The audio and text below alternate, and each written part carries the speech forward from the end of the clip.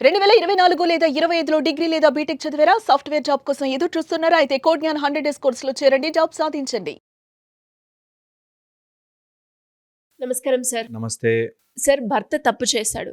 తప్పు చేశాడు అని తెలిసిన భార్య తనకి చెప్పాలి అని ప్రయత్నించడం కూడా ఆగిపోయింది.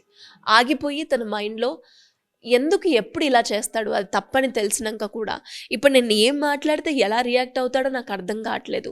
అట్లని నేను ఊరుకుందామా అంటే నా మైండ్‌లో మాత్రం పదే పదే ఇదే తప్పు ఇంకెన్నిసార్లు చేస్తాడు? ఎందుకిది నాకు అన్న థాట్ అనేది విపరీతంగా నా మైండ్‌లో అదే తిరుగుతుంది సార్. యాహ్! అలానే నేను వర్క్ మీద కాన్సంట్రేషన్ చేయలేకపోతూ ఉన్నాను. అండ్ ఇంకే వర్క్ కూడా సరిగ్గా చేయలేకపోతున్నాను. నా మైండ్ కూడా పీస్‌గా లేదు. యాహ్! ఇలాంటి సందర్భాల్లో ఎలా ముందుకెళ్ళాలి? నేనెప్పుడు చెప్తున్నా కూడా ఈ మధ్య మనకు కొన్ని కేసులు అట్లా వచ్చాయి. భార్యల గురించి చెప్తున్నారు కాబట్టి భర్తలు బాధపడతారని, భర్తల గురించి చెప్తున్న భార్యలు అలా రాకూడదు. నేను యూనివర్సల్ ఆన్సర్ చెప్తున్నా. భార్య కానీ, భర్త కానీ తప్పు చేశారు అని తెలిసాక ఆ ఆలోచన మన మైండ్‌లో ఉండిపోతే వెరీ, వెరీ ఇంపార్టెంట్. దీన్నే మనం కాగ్నిటివ్ రివర్సల్ ప్రోటోకాల్ అంటాం. అంటే నీ ఆలోచనకి, అవుట్‌కమ్‌కి మధ్యలో ఉన్న డిస్టెన్స్‌ని తగ్గించాలి. సింపుల్‌గా చెప్పాలంటే విచక్షణతో ఆలోచించడం. నేను ఇంత ఆలోచిస్తున్నా కదా! దీనివల్ల ఆన్సర్ ఏంటి? దీనివల్ల సొల్యూషన్ ఏంటి?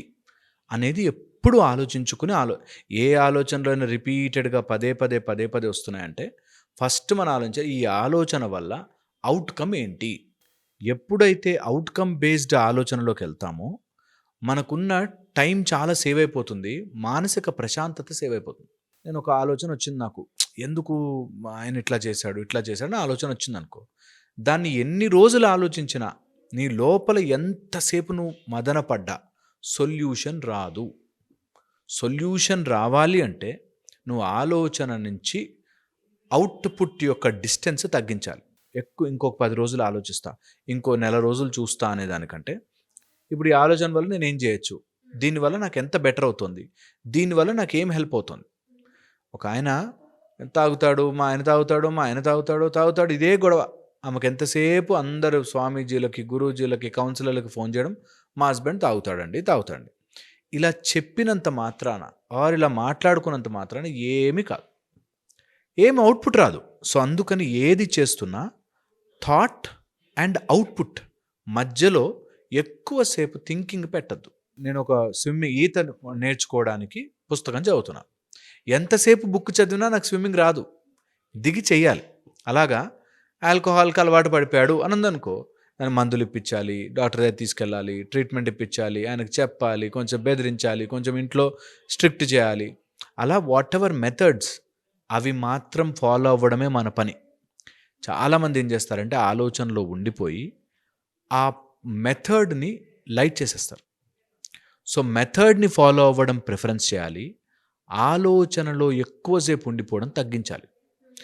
ఎందుకు తగ్గించలేమంటే మన మైండ్ ఆలోచించి సొల్యూషన్ తెచ్చుకుంటుంది. కొంతమంది ఏడిస్తే బెటర్ ఫీల్ అవుతారు. ఏడుపుకి ఆ సిట్యుయేషన్ సంబంధం ఉండదు. కానీ దే ఫీల్ బెటర్ కదా! అది మైండ్ చేసే మ్యాజిక్, మాయ. ఏం చేస్తుందంటే నేను ఎక్కువసేపు ఆలోచిస్తూ ఒక ఐడియా వస్తుంది.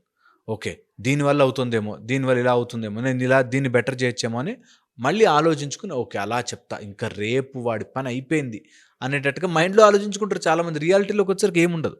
ఓకే, సో అది వెరీ, వెరీ రాంగ్. ఒక ఆవిడ ఇంకా డైవర్స్ ఇచ్చేస్తా అని 10 ఏళ్ల నుంచి నడుపుతుంది బండి. సో నేనంట డైవర్స్ ఇచ్చావా ఇవ్వవా పాయింట్ కాదు అక్కడ. 10 ఇయర్స్ ఆలోచించి టైం వేస్ట్. పోనీ ఉందాం అనుకున్నా ఉండు హాయిగా. ఇంకా మనుషులు రకరకాలు ఉంటారు, ఫర్గివ్ ఇట్.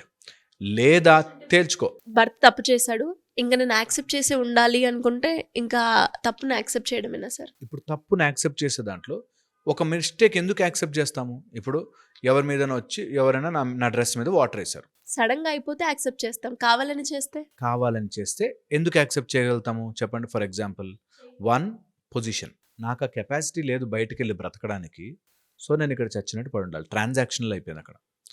ఒక ఆమె మా ఆయనకి ఇన్ఫ్లుయెన్స్ ఉందండి, ఇన్ఫ్లుయెన్స్ ఉండి గవర్నమెంట్ జాబ్ వస్తుంది, నాకు మ్యారేజ్ అయ్యి 3 ఇయర్స్ నుంచి టార్చర్ పెడుతున్నాడు, డైవర్స్ ఇవ్వాలంది, కానీ ఆయన ఇన్ఫ్లుయెన్స్తో గవర్నమెంట్ జాబ్ ఇప్పుడు లాస్ట్ మూమెంట్లో ఉంది, అది వచ్చాక నేను ఈ డైవర్స్ ఇవ్వచ్చా అంటే అక్కడ సమ్ ట్రాన్సాక్షనల్ ఉంది కాబట్టి నువ్వు ఉన్నావు అక్కడ, లేకపోతే ఉండవు. సో ఒక ఆస్పెక్ట్. సో నీకు అక్కడి నుంచి ఇంకా ఏదో వచ్చేది ఉంది కాబట్టి వెయిటింగ్. లేకపోతే ఎవడన్నా నీ మీదకి వచ్చి వాటర్ వేసాడు, ఓకే, యాక్సిడెంటల్ కాదు, పర్పస్ మీద వేస్తున్నా, కావాలని వేస్తున్నా, ఏం చేస్తాం? రియాక్ట్ అవుతాం.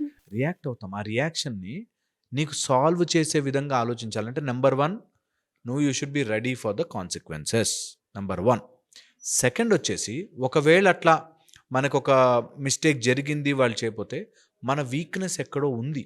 మనకి వీక్ ఉన్నాం కాబట్టే మన మీద ఎవరైనా వాటర్ విసిరేసి వెళ్ళినా నేను రియాక్ట్ అవ్వట్లేదు, అయినా కూడా కొన్ని రోజులు రియాక్ట్ అవుతా, మళ్ళీ నెక్స్ట్ డే వచ్చి వాటర్ వేస్తున్నాడు అంటే మనం వీక్ ఉన్నాము. మన మీద వాళ్ళకి భయముతో కూడిన రెస్పెక్ట్ లేదు. చాలా ఇంపార్టెంట్. ఒక భార్యగా నీకు రెస్పెక్ట్ ఉండి తీరాల్సిందే. యాక్సెప్ట్ చేసేయడం అంటే నీ రెస్పెక్ట్ కోల్పోవడము కాదు. ఏ భార్య అయినా సరే భర్త ఇష్టం వచ్చినట్టుగా బిహేవ్ చేసే హక్కు లేదు. ఒక మనిషి ఇంకో మనిషికి ఏ రెస్పెక్ట్ లెవెల్లో రెస్పెక్ట్ ఇస్తాడో ఆ రెస్పెక్ట్ ఇవ్వాల్సిందే, ఆ రెస్పెక్ట్ ఇచ్చి తీరాల్సిందే. ఆ రెస్పెక్ట్తో పాటు నీకు ప్రేమ, ఎఫెక్షన్, లవ్, కేరింగ్ ఉంటే అది వేరే స్టోరీ. ఓకే, ఇది చాలా చాలా ఇంపార్టెంట్. అండ్ నీకు ఆ రెస్పెక్ట్ లేదు కాబట్టి నేను ఇష్టం వచ్చినట్టుగా బిహేవ్ చేస్తాను, ఇస్ రాంగ్. నెక్స్ట్, ఒకవేళ అట్లా డిక్లేర్డ్ దట్ నువ్వు నాకు రాంగ్, నేను కావాలని ఇట్లా చేస్తాను, అయినా కూడా ప్రొసీడ్ కావట్లేదు, మనం ముందుకు వెళ్ళలేకపోతున్నాం అంటే ఇంకా ఎమోషనల్లీ మనం ఎక్కడో ఇన్స్టేబుల్గా ఉన్నాం. ఆ ఇన్స్టెబిలిటీని పోగొట్టుకున్న రోజున మనము వీక్గా ఉండి వేరే వాళ్ళ మీద తప్పు ఎప్పుడూ తొయ్యకూడదు. నేను నా మీద రోజు వాటర్ వేస్తుంటే నేను కనీసం దానికి అగెయిన్స్ట్గా నించుని అట్లా చెయ్యకూడదు అని చెప్పలేకపోతున్నాను అంటే ఎవరి వీక్నెస్ అనేది ఆలోచించుకోవాలి. నన్ను రోజు మాటలతో గుచ్చుతున్నా, రోజు తిడుతున్నా, బట్ బయట ఏదో రాంగ్ రిలేషన్ పెట్టుకున్న దగ్గరికి వచ్చినా అయినా కూడా ఇంకా పిల్లల కోసం ఉండాలి అని నాటకాలు చేస్తున్నానంటే రాంగ్. నువ్వు ముందు గట్టిగా నించో. డైవర్స్ ఇచ్చేమనో, విడిపోమనో, కొట్లాడమనో కాదు, ముందు స్టే స్ట్రాంగ్. అర్థం చేసుకోవాలి కదా. ఇప్పుడు నిల్చుని నేను కమ్యూనికేట్ చేస్తా ఆ పర్సన్ తోటి, వినాలి కదా, విన్నాక అర్థం చేసుకోవాలి కదా. అదే అంటున్నా, నువ్వు ఆ ఎక్స్పెక్ట్ చేసిన రోజులు ఇబ్బంది పడతావు. నీ పాయింట్ చెప్పడానికి అవతల వాడు అర్థం చేసుకోవడానికి లాట్ ఆఫ్ డిఫరెన్స్. ఒకవేళ నేను చెప్పగానే అయ్యో అవునా నువ్వు ఎంత మంచిదానివి, నేనే తప్పు చేశాను ఒప్పుకుంటే ఇంత బాధే ఉండదు. ఎవరికి వినరు అంత ఈజీగా, మనుషులు అంత ఈజీగా వినరు. They will constantly push. ఎప్పుడైనా అట్లా ఉంటే నేను చెప్తున్నట్టుగా డెసిషన్ తీసుకునేటప్పుడు నీకంటూ ఒక స్టెబిలిటీ ఉంటే, నేను ఫర్ ఎగ్జాంపుల్ చెప్తాను అర్థమవుతుంది కాబట్టి, నీ దగ్గర ₹1,00,00,000 ఉంటే 10 లక్షల ప్రాపర్టీని ఎట్లా డీల్ చేస్తావు? ప్రాబ్లమ్ని 10 లక్షలు కదా, మ్యాక్సిమం ఏమవుతుంది 10 లక్షలు ఇచ్చేస్తా అనేటట్టు డీల్ చేస్తాం. నాకు ఆ కేపబిలిటీ లేనప్పుడే అమ్మో 10 lakhs పోతాయేమో, 10 lakhs పోతాయేమో దాంట్లో ఉంటాం. నాకు అన్ని రకాల కేపబిలిటీస్ ఉన్నాయి అని తెలిసిన రోజున ఎవరు విన్నా వినకపోయినా they will stay strong. So ఈ పాయింట్ నేను డైరెక్ట్గా ఎందుకు అడ్రస్ చేయలేకపోతున్నానంటే కొంతమంది విని రాంగ్ డెసిషన్స్ తీసుకుంటున్నారు.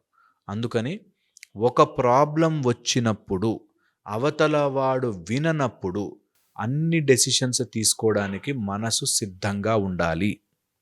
అటు తిప్పి ఇటు తిప్పి మన వీక్నెస్సే మళ్ళీ వచ్చి అంటే పిల్లల భవిష్యత్ అండి, అంటే రేపు పొద్దున్న నేను ఎక్కడ ఉండాలండి. అమెరికా నుంచి ఒక ఆవిడ ఫోన్ చేసింది నాకు, యుఎస్ క్లయింట్. తను అక్కడ ఇంకొన్ని రోజుల్లో సిటిజన్షిప్ వచ్చేస్తే ఇంకా అవసరం ఉండదు, అందుకని వీడు పెట్టే టార్చర్ భరిస్తున్నానండి. ఈ టైప్లో సమ్ లాక్ ఉంటుంది. బయటకు రా, నిన్ను ఎవరినో కొడుతుంటే ఎలా ఉంటావు అక్కడ, బయటకు రా అంటే అంటే యాక్చువల్లీ అది ఇప్పుడు ఈ సమయంలో ఏవో చెప్తారు. సో నీకు సమ్ కనెక్షన్స్ ఉన్నాయి, సో ఇది ఒక కారణంగా చూపిస్తున్నాం. నీకు సమ్ రిక్వైర్మెంట్స్ ఉన్నాయి. సో అలాగా ఒక్కొక్క రకంగా ఒక్కొక్క డీల్ చేస్తారు. అందరూ అట్లా ఉంటారని కాదు, బట్ మెజారిటీ అలా అవుతుంది. మీరు అన్నట్టుగానే ఏదో ఒక లాక్ అక్కడ ఉంది సార్. అలాంటప్పుడు ఎలా మనం ముందుకెళ్ళాలి అంటే ఆ లాక్ని అది ఉంది అని అక్కడే ఆగిపోతూ ఉంటారు. అక్కడ ఆగిపోకుండా బయటికి రావాలి. Decision that is where your strength will come out. ఆ స్ట్రెంగ్త్ మన లోపల అది పోయినా పర్లేదు, నేను దాని బాధ భరించగలను, బట్ ఈ టార్చర్ని అనుభవించలేకపోతున్నాను అనే తెగింపు వచ్చిన రోజున అన్ని సెట్ అవుతాయి. ఆ తెగింపు రావాలి. That strength, that okay some లైఫ్లో సమ్ ప్రాబ్లమ్స్ నేను ఫేస్ చేస్తాను, నాకు ఆ సిటిజన్షిప్ అవసరం లేదు, నాకు ఇలా ఇంట్లో సొసైటీ ఏమనుకుంటుందో అనే బాధ లేదు, నేను ముందు సంతోషంగా బ్రతికి లేకపోతే నా పిల్లలు ఏమవుతారు అనే ధైర్యము రాకపోతే, ధైర్యము లేని రోజున బాధపడతాం. ఆ ధైర్యము రావాలి. ఆ ధైర్యం రావడానికి there are methods like legal support తీసుకోవాలి, ఎమోషనల్ సపోర్ట్ తీసుకోవాలి, థెరపీ చేయించుకోవాలి, స్పిరిచువల్గా హెల్ప్ తీసుకోవాలి, మనకి ఈ ప్రాబ్లం అసలు ఎందుకు వస్తుంది దానికి సంబంధించి తీసుకోవాలి. అండ్ అవతల వాళ్ళని కరెక్ట్ చేసేదానికంటే ముందు మన సెటప్. సెకండ్ ఈజ్ అవతల వాళ్ళని కరెక్ట్ చేసేటప్పుడు ఐడెంటిఫై ద రూట్ కాజ్, వాళ్ళు అసలు ఎందుకు అలా బిహేవ్ చేస్తున్నారు అనే రూట్ కనుక దొరికితే అన్నీ సెటిల్ అవుతాయి. Very wide topic. మనం నిజంగా కూడా ఒక ఎండ్కి తీసుకురావాలంటే నేను చెప్తున్నాను, అవతల వాడిని ఎవరైనా మార్చాలి అంటే, హస్బెండ్ని కానీ వైఫ్ని కానీ మార్చాలి అంటే, వాళ్ళు ఎందుకు అలా బిహేవ్ చేస్తున్నారు ఇంత చెప్తున్నా అర్థం కావట్లేదు అంటే, వాళ్ళకి నువ్వేదో చెప్తున్నది అర్థం నిజంగా కావట్లేదు. దాన్ని చెప్పే విధానమన్నా మార్చాలి, లేకపోతే దాని రూట్ కాజ్ పట్టుకుని దాన్ని కన్ఫ్రంట్ చేసి క్లియర్ చేయాలి. ఎలా తెలుసుకోవాలి ఆ రూట్ కాజ్? రూట్ కాజ్ నీకు పక్కనున్న వ్యక్తి రూట్ కాజ్ తెలియలేదు, నువ్వు ఎందుకు ఇలా బిహేవ్ చేస్తున్నావు అంటే you are not fit for that relationship. So ఖచ్చితంగా ఎందుకు ఇతను ఇలా బిహేవ్ చేస్తున్నాడు నాతో, నేనేం తక్కువ చేశాను, తనకేం ఎక్కువ అవుతుంది అనేది తెలుసుకుని తీరాలి. Go down below it as much as possible. ఒక వ్యక్తి ఎందుకు ఇలా చేస్తున్నాడు అని వెళ్ళి దాన్ని గనక మనం కరెక్ట్గా ఐసోలేట్ చేసి పట్టుకోగలిగితే, కొంతమంది బై వర్చ్యూ బ్యాడ్, అలాంటి వాళ్ళతో ఎక్కువసేపు ఉండకూడదు. ఇప్పుడు ఒక బురద పంది బురదలోనే కూర్చుంటుంది, వెళ్ళి it feels good in it చెప్పి కరెక్ట్ చేయలేం. ఒక కుక్కని బౌ అని అరవద్దు అని చెప్పలేం.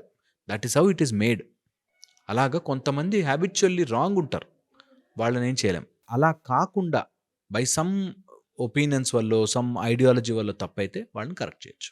ట్రూ సార్, మీరు చెప్పినట్టుగానే చాలా మంది కూడా అది తప్పు ఏదైనా ఉండొచ్చు, ఆ థాట్ ప్రాసెస్లో వాళ్ళకి జనరేట్ అయ్యే థాట్స్ ఏవైతే ఉన్నాయో వాటికి సంబంధించి ఆలోచించి ఇటు వెళ్ళాలా అటు వెళ్ళాలా ఆడిన కన్ఫ్యూజన్ స్టేట్లో ఉండడం.